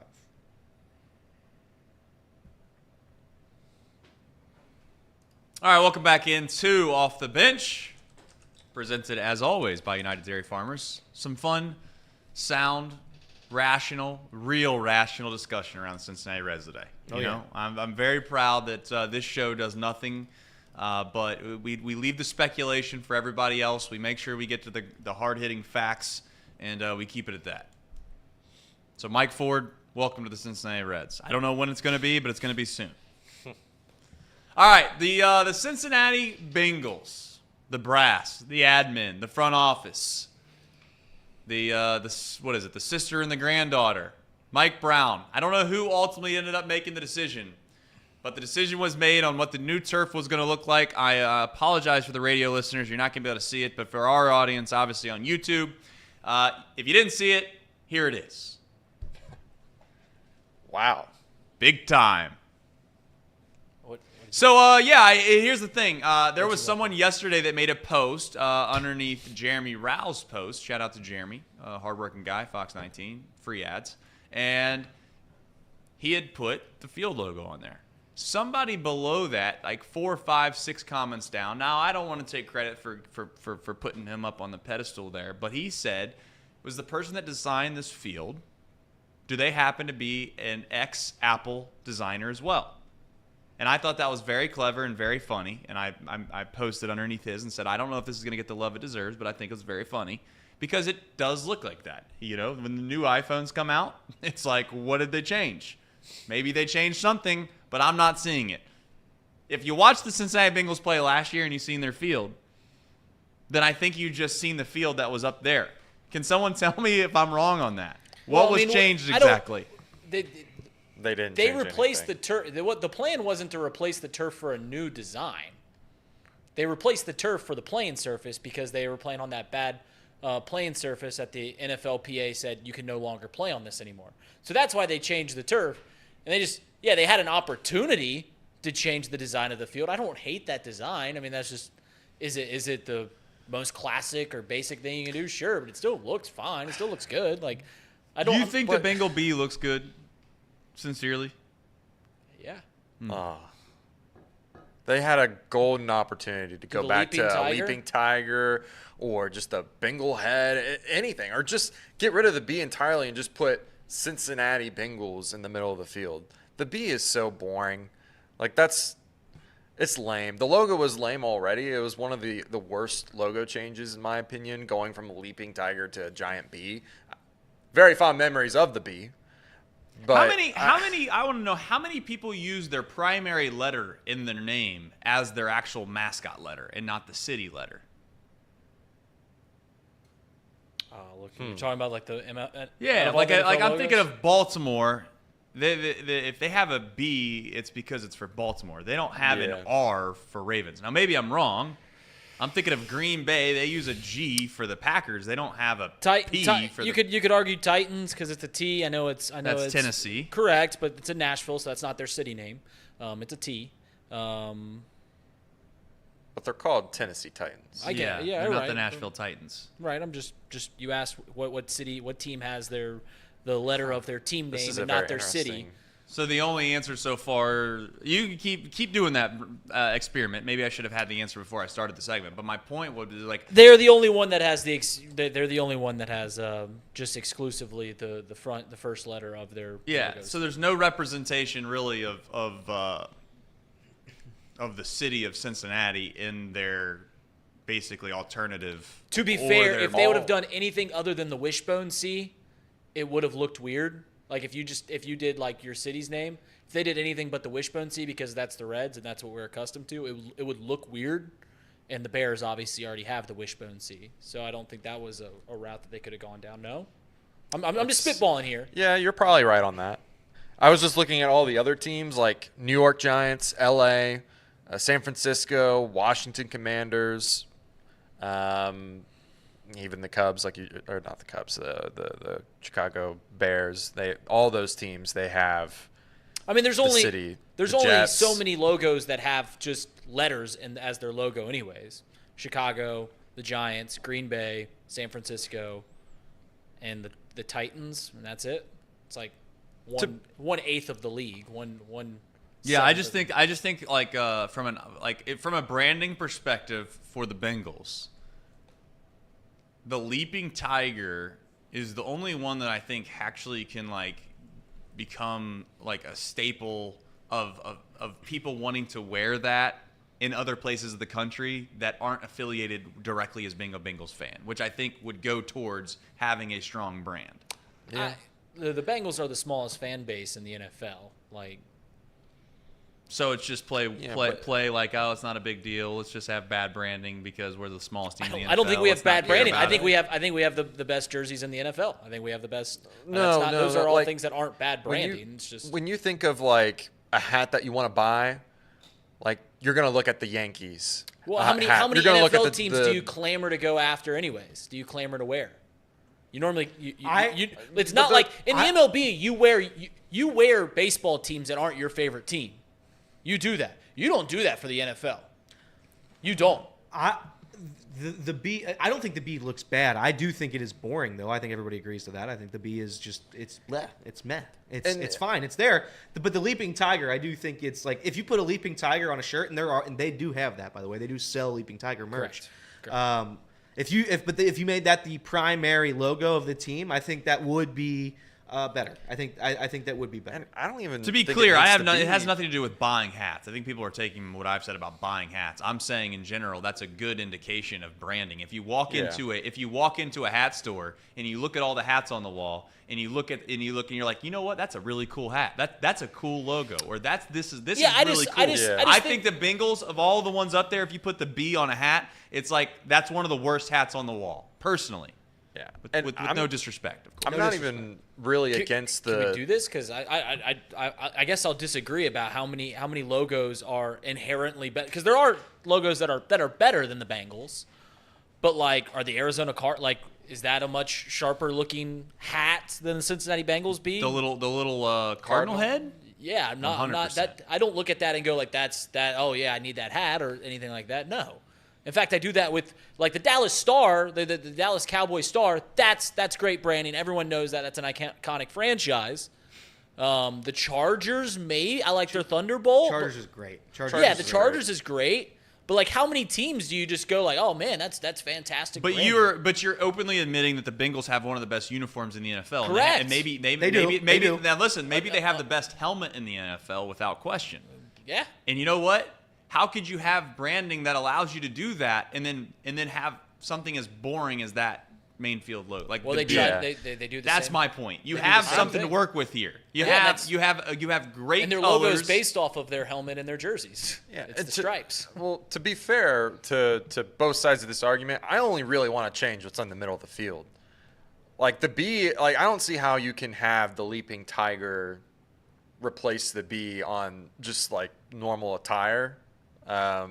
Usually you want something that's more like just easily to understand what it is. I mean, I guess you can understand what a leaping tiger is, but I don't know. It seems a little more complicated. All the other logos are like of heads, right? They're not complete bodies unless it's the lions, but that's a classic old time logo. Right. I don't know. To me, I only really wanted to replace what was on the middle of the field because just the B is boring. It's boring. It's a jungle, right? Because what, Reed? It's because the seats are green. That's right. Because the seats are green. The seats So are green. why in this jungle do we not have a tiger? Why do we have a giant bee in the middle of the jungle? It should be a tiger. It should be a leaping tiger. Like I think the B looks sharp on a T-shirt, like on a polo or something. Like I agree. think it looks 100% sharp. look great. I will agree with Trace a little bit that it's boring. It's boring. when I look at a cool dolphin. And I would popping out of the also water. say like the size of it looks just like a little. I mean, I know it sounds like I'm like making fun of it, but like, please can you put it back up? Can you put it back picture up? of the field? Can you put the picture shrink of the it? field back up when you get a put chance? And I know for the radio folks right now, you're just like pulling your hair out maybe because this It's also a maybe this diagram. isn't the most enjoyable thing when you can't see things. But like, am I supposed to think that could just be a little bit bigger? Maybe I don't know. I think they shrunk it. I think they shrunk It does look a little Like- if this is a 1-to-1, this does look a little smaller. Yeah, I don't know. It just and maybe they didn't want it to go really past somewhere where the kickoffs were. And again, It's what, 18 yards? Probably close to 20 yards long. something like that. It's on It's that? 10 yards long. It's on 10 this yards diagram. long. 10-yard long. Maybe It goes maybe 45 to 45. Maybe you can go 11. Yeah. Yeah. Okay. 45 to 45. So I don't know. Yeah, the B logo is officially smaller. They made it smaller than last year. The Boy, Dallas it's Star is less than 10 yards. Yeah. I mean I don't know. The stars just I don't know what you do in terms of just branding. Like I do kind of agree. Like the B almost reminds me of the 2010s. Like if we're gonna go by generation, I kind of want to get past that generation. Like So you want a new logo. You want a new one. I do you don't kinda- want You know I who do- rebranded I do- incredibly well? what? I think the Rams rebranded incredibly well. I Yeah, Rams agree. looks good. The Rams is really good as well. And the Bengals also have an advantage of, if we're talking about rebranding, like these old franchises, we see this in baseball a lot. Old franchises are kind of handcuffed by tradition. Like the Yankees, Cubs, Red Sox, Tiger, they're never really going to change their organization. The Green Bay Packers are never going to really change their branding. The Chicago Bears are really never going to change their branding. The Bengals are a new franchise. They're barely 50 years old. Yeah. So like they can if they wanted to, but Right. I don't know. I guess this is a nothing. It doesn't really bother me. It doesn't bother me. Yeah, I want to make something care. very clear. I saw this trending on Twitter. I couldn't care less. Right. I couldn't care less about what the field looks like. I will admit that if there was a jumping tiger, I'd be more excited. I'll admit that. If there was the old leaping tiger, that'd be kind of cool. But like the fact that there's a bee doesn't like be like, oh, we missed out. Like, no, I don't care. Yeah. I mean, I'm not super passionate about this, but I do think it was an opportunity missed, especially for your little bit there about the jungle. That's not, dude. The seats are green because it's a jungle. Because it's a jungle. I mean, yeah. So. All right. Are the seats green because it was a jungle, or they just couldn't find readily available stock of you can't make orange? black. You can't have black seats. That would burn your. Yeah, that's a no-go. And then orange. Yeah, and they could have made them orange, but they made them green. You know why? Why, Reed? Because it's a jungle. That's right. All right, when we come back on 1410 Wing AM, we'll talk about the jungle. I guess at this point, no tax dollars for the jungle. We'll get into that with 1410 Wing AM.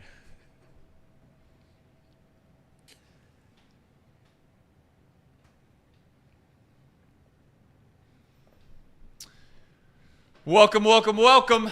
Hour number 2.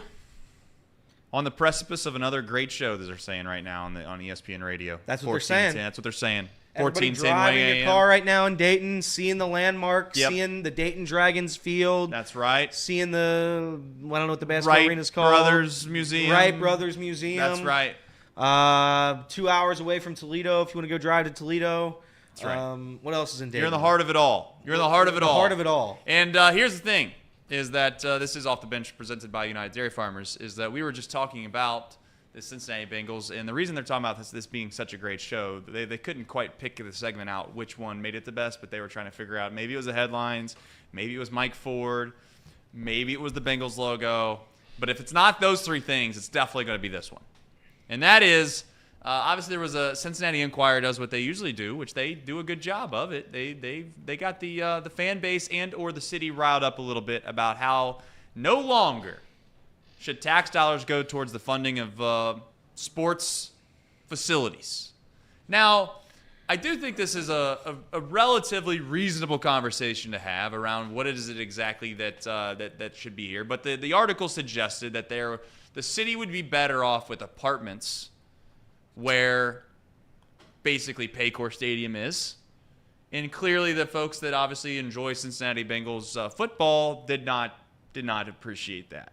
I know where Reed stands on this for all intents and purposes. I've got a pretty nuanced take on this whole thing. Yeah, you have I go on both sides about this. Right. Someone called that flip-flop in the political world, which isn't a bad thing sometimes as long as you can rationalize it and have a reasonable discussion. But it seems now that what will happen, I mean, like you get to where you have a really wealthy owners, right, and most are billionaires, maybe not the ones that live in this city, but you have really wealthy owners that try to use the leverage of what it means for their franchise to be in the city. You have a lot of fans that have grown up loving this certain brand. Right. So you try to leverage that against the city, right? You try to say, you know what, if we're not able to get this done or XYZ done, then we'll just pack up and leave. And it's happened before. It's happening currently now. But the question ultimately comes down to is when they do leverage that, what's right and what's wrong? What's fair and what's unfair? And do you think we're going to get ourselves in another position, I guess, without going too far down the beaten path here, that owners are going – do you think owners are going to cave in to the idea that no longer their stadiums are going to get paid for, or do you think it's just going to be one of those situations now where it's going to be like musical chairs in professional sports with some ownership group saying, you know what? If we can't get what you guys are asking for, there's somewhere else that wants us, and they'll take care of us. So we're going to take off. See you later. have a nice life. Do you think that's going to happen? And I'm not trying to root for that. No, I'm not trying to put that out in the air in Cincinnati, but it's something that's coming. Do I think if cities stop paying for stadiums, do I think some owners will take that advantage and go like, well, another city will pay for it and leave? Yes. Do I think if that happens on a regular occurrence, that will overall hurt the product of the NFL, which seems almost untouchable? Yes, I also believe that because, I mean, if teams are moving all the time, you lose trust in what you got. When it comes to the stadium thing, and I see people putting this in the chat right now, like, how does it make sense that a business as safe as owning an NFL franchise by billionaire owners, like, why is the city responsible for building that? Like, that doesn't make sense. Like, why are you using tax dollars to build a stadium? And the old argument always used to be, well, we're making this investment as a city because if you put a stadium down there, it'll bring all sorts of money. Bars will pop up, people want to come into that. That used to be the argument. And then study after study after study after study has shown that to not be the case, that really when you build a stadium off tax dollars, it really doesn't drive up money towards the city. No different than, like, if you look at other, like, Columbus doesn't, I mean, I know they have Ohio State, but like every big city has a downtown area similar to the banks. Every single city does that. It really doesn't change anything. Really doesn't change anything at all. Now this is where I get a little nuance. So, like, the math doesn't make sense, and really the idea that the government should pay for a billionaire who has the money to build a stadium should pay to increase their business's venue or whatever you want to call it. Now, here's the nuance. I don't think that a city always has to make, like, decisions. Like, sometimes, like, it's their job as a city, as a government, is to make citizens' lives better.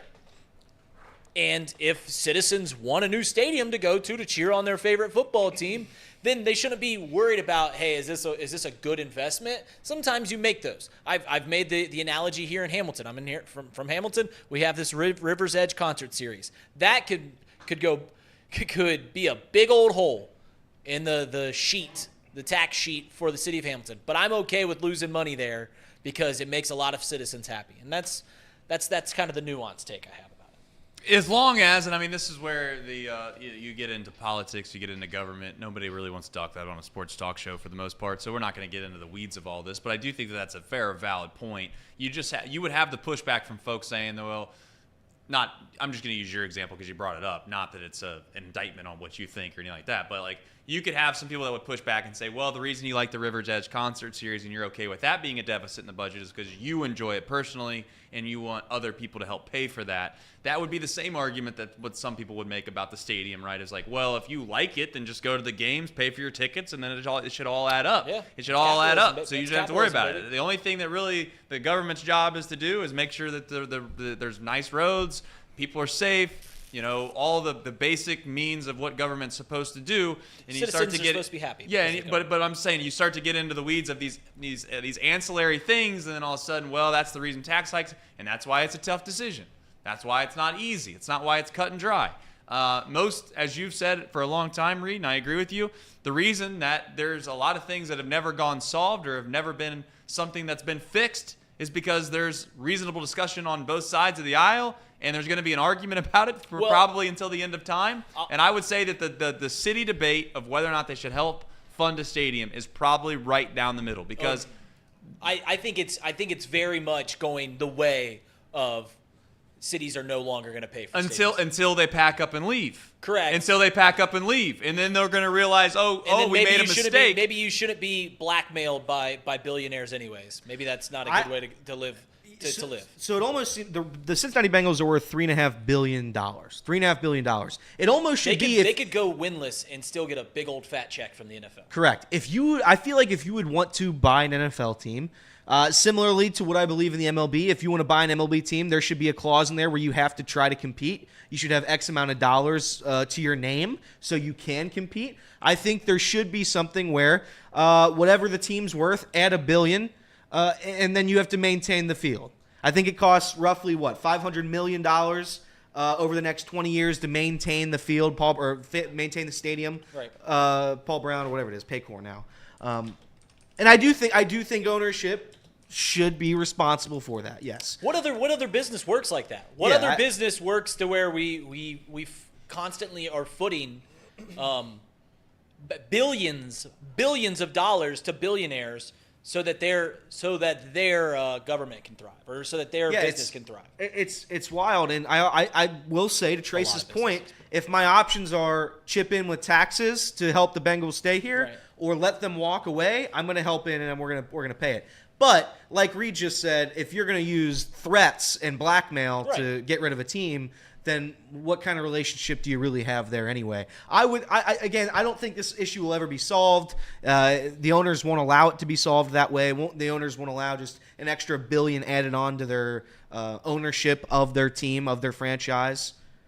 But yeah, I do think the owners should be responsible for it. 100%. And it's silly almost to think otherwise. And if you think that it is a good investment to take billions of tax dollars and build a facility for a business for another billionaire, then I would argue is like, okay, well, let's do that for like something that'll actually probably make a little more money. Like let's give Amazon billions of dollars to open up a hub here, a giant hub here in Cincinnati, stuff like that. Like there's better ways to be more economic than sports teams. I did just happen to look up just this second how much the new Bills stadium is going to cost, and it's a completely new stadium. They're taking down the old one. Its construction cost for 2026, that's when it's going to open, is $1.7 billion. So that's about half of what Mike Brown is, if that's the case. 1.7 billion is what you said to build? Yeah. What is the average NFL franchise bring in every year? Average revenue? Average revenue, yep. Well, it would have to be, not to get into the weeds of all this, but it would have to be gross profit. $581 million. Yeah, and I mean, is that $581 million in actual profit, or is that basically what the team That's brought revenue. in? That's earnings before interest. Yeah, that's not paying out everyone. Yeah, so we're not paying out everybody. And I mean, you can get into the weeds of this. Economists certainly have a job for a reason. They've made it very clear that they don't believe that, you know, ultimately paying for a professional franchise to stay in a city makes economical sense. My only pushback to this whole entire thing is that it always gets put on one county, right? Like it gets put on Hamilton County.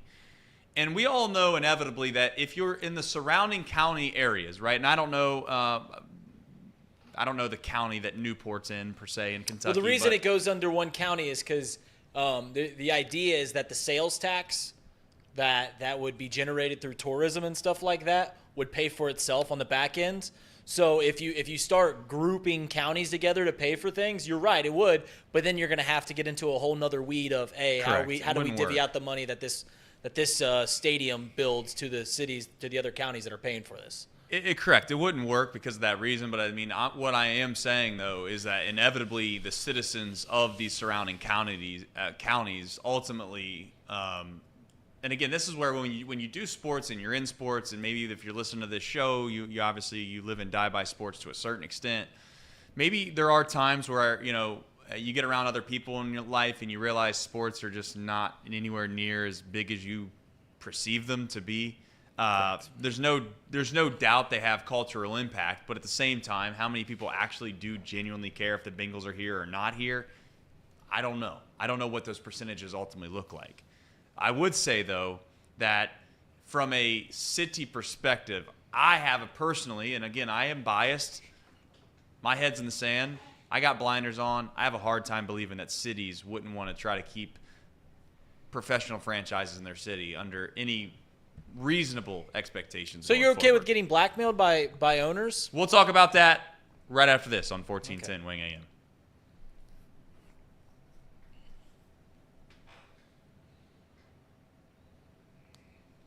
All right, the question was posed right before the break, am I okay with getting blackmailed by billionaires for the most part? Professional franchise owners that clearly feel like they can, that's just part of negotiations. I think that's part of negotiations.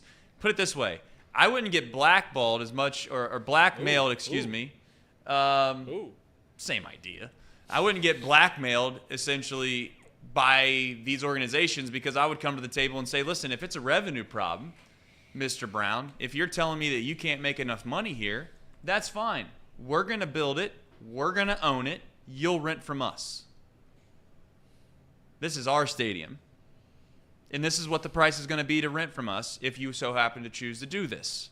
And at that point, you might get some pushback on, okay, well, maybe we don't want to do that because we want to own the stadium. We want to be able to control what's basically going on in the building at all times. And at that point, I think a good negotiator would try to figure out whether or not, what they're asking is actually in fact fair. Because I'm not trying to defend Mike Brown, and I'm not trying to defend billionaires because obviously that's really probably a bad path to go down. I will just say ultimately sometimes perception is not reality. I think sometimes you can say these guys are worth X, Y, Z, and yes, by all accounts, without question, they got more than enough income coming in to live a lavish lifestyle, yes. But there also has to be a line in the sand on what they can and can't do. They can't build facilities that everybody would deem necessary to have in the NFL or be on par with what the rest of the NFL has, right? And just all of that come out of their pocket and it actually make financial sense. Now, what that revenue split is or what that difference is or the delta is, I don't know what it 100% would be, but I have a hard time believing saying, you know what, Bengals? Build a beautiful stadium that we can make proud in our city. You fund the whole entire thing, and all of the business districts and everything else around the city, they're going to benefit from it, but you're going to have to pay for the whole entire thing. Well, listen, if the city wants to act like a bank and, give the Bengals a loan, I'm cool with that. I'm cool with the government saying like, hey, yeah, we'll give you $500 million. This is the interest rate. Literally working as a bank. If you want to do that, I don't think any NFL team is going to go for, hey, you own we'll just lease out from you. You own the city. I know that's happened in certain situations, typically with very old facilities, not new ones that are built. But the owners want to own it. Like it's just a bad way. I'm very much against giving into, hey, we'll move the team if you don't build us a stadium. I don't like that. I don't like that at all. I don't like it either, but I also know that's the reality of the situation. I mean, most incredibly successful people, and by successful all I mean is money, because you could define success a million different ways, and I do genuinely mean that. I think that there's a lot of people that have a lot of money that live a pretty poor quality of life. They're not happy. One, they're and again, this is my personal opinion, but I would say that their hierarchy of things that are important to them probably are a little skewed. But in order to get to the top echelon of maybe where you would say they are, the people that own professional sports franchises, they're by nature greedy people. You have to be. There's no other choice to be that. So I don't want to say fault them, but I can't come to the table and be like, wow, I'm so shocked that a billionaire is going to try to leverage their biggest asset to try to garner something that allows them to stay or leave. It happened in this city, if we're being honest. Spooky Nook is sitting right over there because they had a very wise, very wealthy, very successful guy that owns a facility that leveraged his relationship and what the city had to offer to his advantage, and he got a lot of people to move in the same direction, and he got a lot of funding from certain areas that most other people would have not gotten otherwise, and you could make the argument that it's best for both parties to do that. However, that's the crux of the issue, is because there's a reality on both sides. Whether we're going to get to the bottom of it today, no, but I'm not, to be very clear, no, I'm not okay with a billionaire just actively saying, well, we're leaving no matter what. I'd like them to have reasonable discussion, and I would like to also say out loud, it's reasonable to think that it's still in the city's best interest to have some type of negotiation and not just be like, well, we had an economic guy in a theory class tell us that it's not really worth it for us to do this. So our main job here is to be very efficient financially. If you go look at any city, I think if you get into government, just scratch the surface a little bit, you'll realize not all that efficient with money more times than not regardless. And, some would point towards, again, projects that happen in cities all the time where, with all due respect, probably the most not the most perfect financial way to do it, but that's the way it goes. All right, go ahead. You got something to add? No, I was just gonna say that I think you guys are all in the same ballpark there. I think that an NFL owner to have some sort of selfishness about him, or maybe not selfishness is the right word, but he's good with money. The owners, he or she, they're good with money, and they know what kind of deal they're going to make. And I think Mouse Cop put it in our chat. They have a great deal. They're paying $50 million while the rest of us pay. That's the new proposal. Is that the city would put up, what was it, $300 million or $500 million? Yeah, $300 million, and the Bengals $300 million over 50. 5 years, and then they pay. So it'd be what, $300 million over 5 years is $60 million a year, while the Bengals put up $10 million a year. That's easy. That's more than a fair deal. The only question I have is, this is where I'm just ignorant. Really quickly, I don't think that's fair. I don't think that's fair at all. You're saying that's what the Bengals are proposing, or that's what the city's proposing? The Bengals have proposed that they Okay, want then $300 that's not a million. fair deal. I was under the expectation that the city was proposing that to the Bengals, and I was thinking, Well, what is it? What is it? Because the because Bengals- we're still paying more. We're still paying significantly more than the Bengals organization. Yeah, all I was 6 saying to was 1, that if yeah. you're the Bengals and you got offered that deal, you'd run to the bank and you'd sign the deal. That's what I was saying. Oh, okay, I to thought be you were clear. saying we. And I was like, as the No, taxpayers of the citizens of Southwest That Ohio. would be just Elliot, by the way. Correct. He's yeah, the only I'm guy in that's Butler got to worry County, so about it this. doesn't really right. affect me here. Correct. But yeah, that's a bad deal. I thought Mouse Cop actually put in some good chats. He at one point he put like if it creates so much economic development, like more hotels have closed downtown since the start of Paycor Stadium, Paul Brown Stadium, than have opened. Like there's fewer hotels in downtown Cincinnati now than there were 20 years ago. Part of that is just the change of landscape. But the idea when they built the stadium is, hey, this is gonna create a lot of people. It's gonna bring more people to our downtown. And one easy way to look at that is say, hey, well, now there's no longer as many places to stay downtown. So I mean, it's an interesting thing. I don't think it's like a theorem thing, Trace. I think it's. No, I don't think it's. Like you're like talk about like some financial. Well, I think they're gonna be efficient, and you're right. Governments aren't very efficient with their money, but I think it's just unanimously just not worked out for most cities in terms of bringing money in. Mouse Cop put another good chat in there. I think that's a fun little question as we near on the final segment today on 1410 Wing AM. If you had to choose one.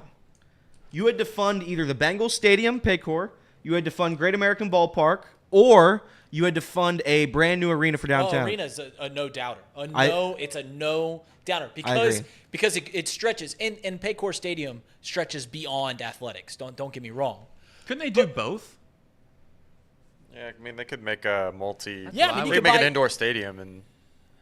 What do you like? You're saying they could build? I would both? either say they want a dome. He's saying like a dome Like for a dome for the football stadium. I was suggesting. Well, Oh, I was you're suggesting they two build different things. I was suggesting two different things. To be fair, I don't Similarly, know. I don't like- know what the economic sense would be, but I would assume that when you're building something fresh, it would be a lot more cost effective to try to build an arena in junction with the stadium at the same time, with the same architecture groups, et cetera, et cetera, et cetera. It's not two separate projects. Like How much that shaves off of the actual bottom line, I'll be honest, I have no idea. But I'm saying to try to negotiate that in now would seem like a good time to do that versus later. To answer Mouse Cop's question, it's a no-brainer. You would build a new arena because of all it's multifaceted, right? When you have a football stadium, you pretty much can do two things with it. You can get the biggest music artist, and you can play football in there, and that's pretty much it. End of story. When you have an arena, I mean it's limitless. All the different ways to entertain people. You know, we're talking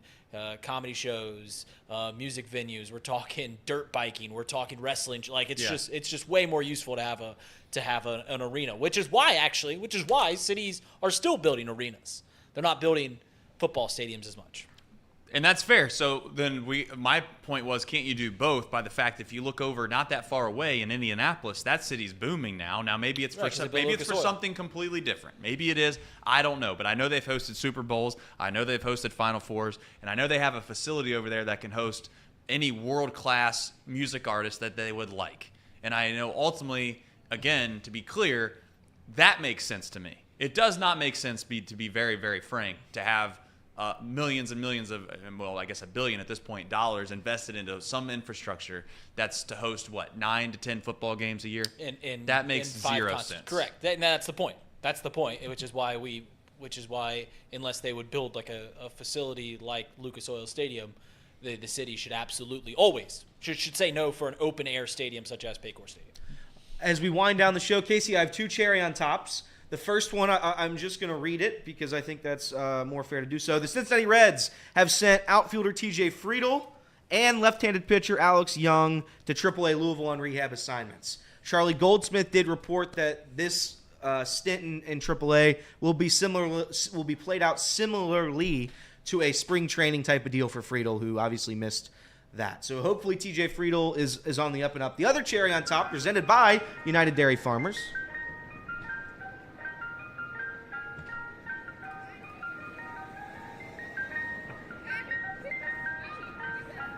This is my message to Nick Martini.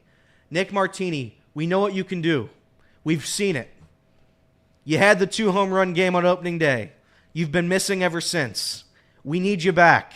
If the Reds aren't going to call up Mike Ford, if they're going to let Bubba Thompson wander throughout the stadium during games, this is going to have to be you, Nick Martini. You're going to have to hit 2 more home runs tomorrow night. And then you're going to have to hit 2 home runs again on Saturday and again on Sunday. And you're going to have to be the MVP. That's what you're going to have to do, Nick Martini. The shoulders, your shoulders will have to carry the entire city of Cincinnati. Please do so. Nick Martini. I'm not holding my breath. Yeah, probably not. But as we wind down in the final segment, I thought we would pick Nick Martini up. I know I've called him various names on the show. I said he wasn't very good at baseball. But listen, you're in there somewhere, Nick. You just got to dig deep. Yeah. You got to find it, and it's not going to be against a lefty. So we'll just null that out right now. If you play against a lefty, you might as well not swing. That's what I just don't swing. Don't swing. I used to say that with Tucker Barnhart with my friends. Whenever I would watch a game with the Reds, I'd say, Tucker, please don't swing. Don't swing. If you strike out looking on 3 pitches, that's tough. You're going to do it anyway. But let's Nick Martini, let's just be calm. Let's hit a couple home runs and let's get right back on track. Yeah? Love that. The Cubs signed former Red legend, righty Jake Wong. Oh, Jake Wong. People forget Jake Wong pitched in, I think, 1 game last year. 3 innings. It was in the rain game. Yep. It was in the rain game when Williamson. I didn't know that. When Williamson went out against Baltimore. Was that when he yelled at Charlie? Yeah. That was very funny. That was a very funny post. That's it. That's all I got. All right. How many more minutes we got left on this? You don't have any more minutes. Dang. Tough. You're out of minutes. Out of time. Out of minutes. Out of discussion. Kenner and Kev's next on 1410 Wing AM. Enjoy the rest of your day. This has been Off the Bench, presented by United Dairy Farmers.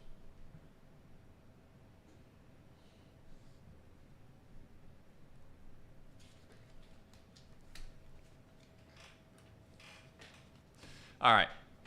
So, we got for us. what's so complicated about the idea of just trying to build a Lucas Oil? Is it just money? Well, where would they put it? You would have to. Would you? That's a much bigger facility. So right? you're right. So way you bigger. can't, you Much can't, bigger than Paycor. So we can't knock down and rebuild because we have to play games at some other random place for NFL games. Yeah, I don't know where you'd move it downtown at all if you're going to go there, because that's massive. Minnesota. You can't put it at Paycor. I mean, Let's play at Nippert. Let's play at Nippert. I was going to say Minnesota played. FCC did it at University of Minnesota. So they did. They played at Minnesota. Now Minnesota's, I'm assuming their capacity was significantly more. Nippert's unfortunately one of the smaller venues. However, I will say Nippert Stadium for Bengals games would probably be elite. Like that place's acoustics are top notch. Yeah. Paycor's. The acoustics at Paycor, like it gets loud. It gets loud in the jungle right now. I remember when it was the first time I've been to a game in a long time this season. And I remember and we weren't even in the crowd. We were sitting away. I remember. It was the loudest I've ever heard. You looked at me and you're like, "This is so loud in here." Yeah, I was like, "Yeah, that's wild." That's wild. I know what you made an argument earlier too, that not everybody likes sports. Correct. And that's a fair argument. I would say, what percentage of people do you think like sports after you get your thought through? The percentage of people that like sports. I would say probably a quarter of people in the world, like in the United States, care about sports or less. Yeah. I think this is where I think the Bengals transcend that a little bit. I think people who don't like sports go watch the Bengals because it's fun. My in-laws are a good example of that. My in-laws have gotten very excited about the Cincinnati Bengals. I think people go down there to tailgate. They go down there to have fun. I think football transcends it. Great American maybe doesn't transcend it. I think there are people who go down to GABP, have a couple beers, and have fun, but nowhere near. It's an event. It's a massive event on a Sunday afternoon to go down to Paycor Stadium in downtown Cincinnati, get there at 9 a.m., tailgate, and have a party. And I think that's where almost it seems to me like I think it would be worth it. Even if the city is going to be stuck paying for it, and I think that's what it's going to happen. I don't think it's ever going to change. If the city's stuck paying for it, they have to make the Bengals go play somewhere else and knock down Paycor and build like a Lucas Oil. But I don't. You can't do it in downtown Cincinnati unless you'd have to go in the suburbs. Yeah, Why not? Because there's no room. There's no room in downtown Cincinnati. That won't fit where Paycor's at. That will not fit. Lucas Oil Stadium will not fit where Paycor's at currently. Let's just see by like how much. I don't know about that. I don't think so. And that's with like they're building like brand new like parking stuff. You can't right? go north and south anymore. You can't go north and south anymore because of both those roads. I mean, I guess We're gonna do a fun experiment here. I'm all for it. It's just I realistically it's never going to happen. Maybe never is a strong word, but it's most likely not going to happen. We will get a new arena at some point. Yes, you'd have to go to the West End where FC is, right? That's right. You'd have to knock down somebody's house. And Trace is right. Like, and this is where I guess I'll push back a little bit about the Lucas Oil thing. Like, even that being said about how fantastic Lucas Oil and it's absolutely amazing, still an arena like a true 20,000 seater arena, like most arenas are, would still be more valuable than that. I think. All right, so I just looked up. I looked up Lucas Oil, how much bigger it was. It's 880 feet from the longest side. Well, I'm just looking at the size. This includes probably parking space too. So this might not be. You need more parking. This might not be accurate, but it's 1.8 million square feet, so about 170,000 meters squared. I looked up Paycor's, and it's approximately 22 acres. Which means that it's about half the size. It takes up half the land that Lucas Oil does. But part of that's probably the actual parking. Guys, so timeout. I'm looking at this. You can do this on Google Maps. The largest, like from end zone to end zone, right, which is clearly the longest part of the field, is 880 feet. For Lucas Oil. For Paul Brown, from where it kind of loops out or whatever, and it loops out on the other end, is 965 feet. Yeah, but I think there's another dimension when you add the roof. Well, that's fine. You can go as high as you want. No, I'm saying width. Yeah, it like doesn't it? It's like bowled out, right? Like. I mean, I know this is glorious television right now, but I mean, you could send me the link if you want. I'll send you some screenshots. Yeah, just send me something and I'll put it up. I don't know. I mean, I'm not an architect person here. But yeah, I mean, it doesn't have to be exactly Lucas Oil either. It can be whatever dimensions they want it to be, as long as it fits within the they can. space, I guess you're right. I mean, It doesn't. We are very stuck in the Lucas Oil Stadium. Can it fit? Where I just think it's a perfect spot to stay. Like, I don't want to move it anywhere because you have Great American and you have that and you have the banks in the middle. Like it's got to stay there. It just does. So whatever you build, if you can build it within that parameter, you do it. Pete Rose Way. I know people are going to kill me for saying that. I still think that you can move some roads down there too if you need to. I still think that a 20,000 person arena is probably more versatile than a 70,000 square foot Lucas Oil Stadium. Yeah, I sat at the Pacers arena for the AJR concert. It was like great. like Lucas Oil gets the Super Bowl, Lucas Oil gets the Final Four, but like still the majority of things that happen in Indianapolis go to the Pacers arena. Like it's more versatile to have an arena than it is to have a giant, beautiful stadium. Yeah. Regardless, it has to be enclosed, whatever they do. Correct. Tyler Boyd expected to sign with the Titans. Yeah. Who didn't see that one coming? It was Titans or Steelers pretty much from the get-go. All right, Casey. Let's see here. Yeah, I don't know. I mean, we talk about this all the time about what do you do. I mean, there's obviously a place for an arena that's right there next to Great American called Heritage Bank now. Yeah, even they're talking about where can they put that arena because it's kind of just the way that whole situation.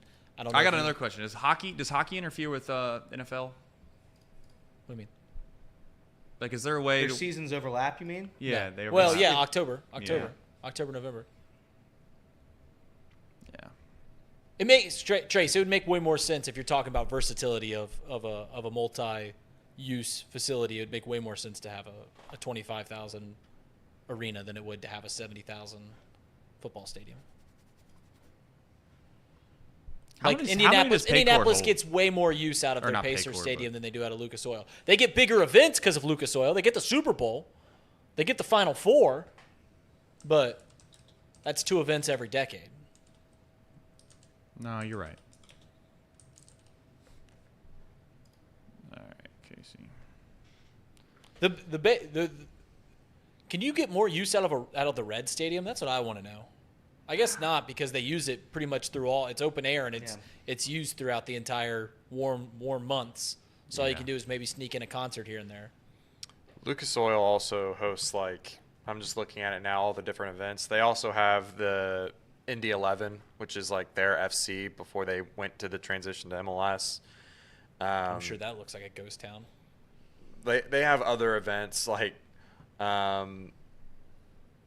just stuff that like Paycor would never get a chance to have, like conventions, like technology conventions and stuff like that. That just Once again, that could all be done at an arena, at a venue. All right, Casey, I sent you the 2 things that I'm talking about. Now, whether or not, again, this is a good example of how to go about trying to figure out what type of real estate you have downtown, but it gives you a pretty good indication that it's not as big as you ultimately think it is. What were you going to say? How much longer till we get a new baseball? Like both the baseball and football stadium. Baseball stadium's 21 years old. Football stadium's 24 years old. And I just don't think like in the next decade either one of them get replaced. Great American still looks good. Like inside of Great American looks new. And once the All-Star game Shout out to Major League Baseball, by the way. There's 30 in MLB stadiums and 28 of them are nice. yeah. Pretty much they're all really nice except for Tampa Bay and Oakland. Shout out to the Coliseum. We'll miss you. But yeah, I once the All-Star game came and they added like the second video board out there, I think that's there to stay forever. I don't think they're ever gonna, they like the You think because there are some I asked this, how many stadiums will be there for forever? Because like obviously the Cubs and the Red Sox are never moving. I don't think the Orioles will ever move.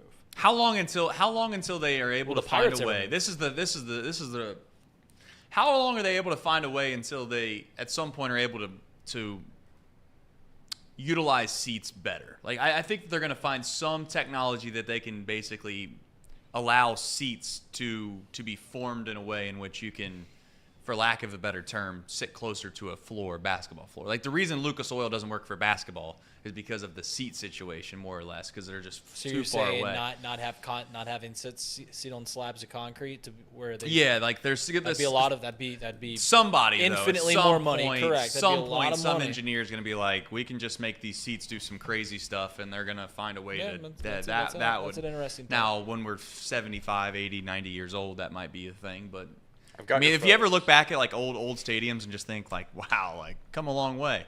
Go ahead, pop it up there. Again, like this isn't rocket science, but for those that are wondering, like the actual footprint of Paycor, you have 965 feet from end zone to end zone, and then Lucas Oil's I 880. think those corners probably rival 900 because it's a square or a rectangle. Like Yeah, I mean, I can you get go it. to I corner, can you do go it to real corner to fast. corner. Yeah, But I mean, go if you go back to corner, if it's you go probably back to just as Paul long. Brown real fast, like that's pretty wide too. I mean, it's almost a square, maybe not quite. I mean, I'll do it. I got it right in front of me. But again, does it matter? No. But Yeah, we did get hung up on trying to fit Lucas Oil Stadium where Paycor is when it'd be its own thing. Yeah, Like, it'd very be much something its own. completely different.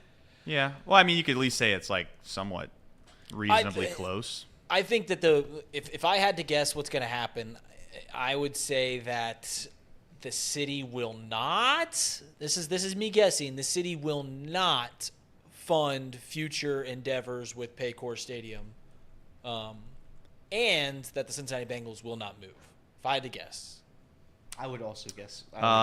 706 feet for